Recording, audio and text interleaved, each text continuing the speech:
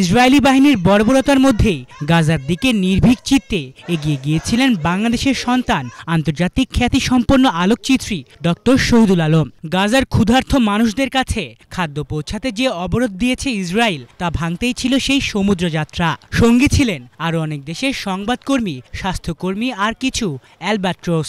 গাজার কাছাকাছি গিয়ে তারা সবাই অপহৃত হন ইসরায়েলি দখলদার বাহিনীর দ্বারা। এই খবরে প্রধান উপদেষ্টা ডক্টর মোহাম্মদ ইউনূসের বিশেষ অনুরোধে তুরস্কের প্রেসিডেন্ট এরদোয়ানের মধ্যস্থতায় মুক্তি পেয়েছেন শহীদুল আলম।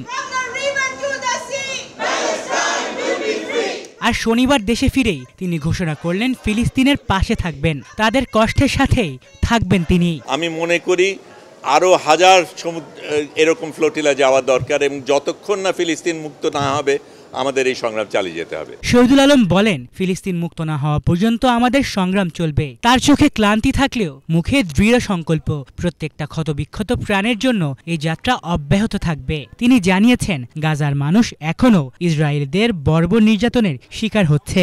যতক্ষণ পর্যন্ত তাদের ওপর এই অত্যাচার বন্ধ হবে না, ততক্ষণ আমাদের সংগ্রাম থামবে না। যতক্ষণ ফিলিস্তিন মুক্ত না হবে ততক্ষণ আমাদের সংগ্রাম চলতে হবে। শহীদুল আলম আরও বলেন, গাজায় যাওয়ার পথে ফ্লোটিলার যাত্রা অনেক বাধার মুখোমুখি হয়েছে, কিন্তু দেশের পাসপোর্ট মাটিতে ফেলে দেয়া এবং আত্মপরিচয়হীন করার অপমান মানসিকভাবেও একটি অমানবিক আঘাত ছিল। তার চোখে বাংলাদেশ এবং তুরস্কের জনগণের ভালোবাসা ও সমর্থনের কৃতজ্ঞতা স্পষ্ট।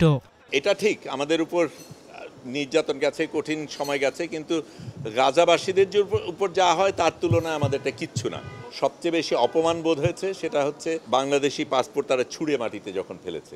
এই অপমান বোধের বিচার আদায় করে নিতে হবে, এবং কোনো দেশ আমাদের সাথে এইভাবে আচরণ করে পার পেয়ে যাবে সেটা যাতে না হয় আমাদের দেখতে হবে। শহীদুল আলমের এই সংগ্রাম ব্যক্তিগত নয়, এটি মানবতার সংগ্রাম। এই সংগ্রাম নির্যাতনের বিরুদ্ধে, অবরোধের বিরুদ্ধে, অবিচারের বিরুদ্ধে রুখে দাঁড়ানোর। শহীদুল আলমের এই প্রত্যাবর্তন ও প্রতিজ্ঞা আমাদের মনে করিয়ে দেয়, ন্যায় ও স্বাধীনতার জন্য লড়াই কখনো থামে না, থেমে থাকে না।